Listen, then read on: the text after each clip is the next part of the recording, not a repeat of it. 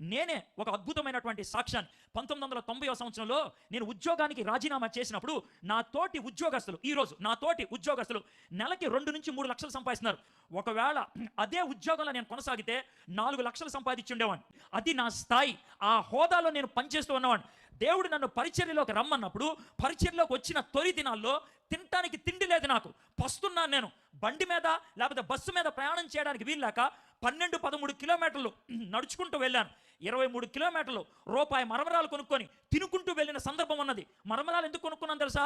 ఎక్కువ వస్తాయి కాబట్టి. అలాంటి పరిస్థితుల్లో ఉన్నాను ఒకరోజు. కానీ ఈరోజు దేవుడు నన్ను ఉన్నతమైన స్థాయిలో పెట్టాడు. నా దగ్గర 8 మంది పాస్టర్లు పనిచేస్తున్నారు.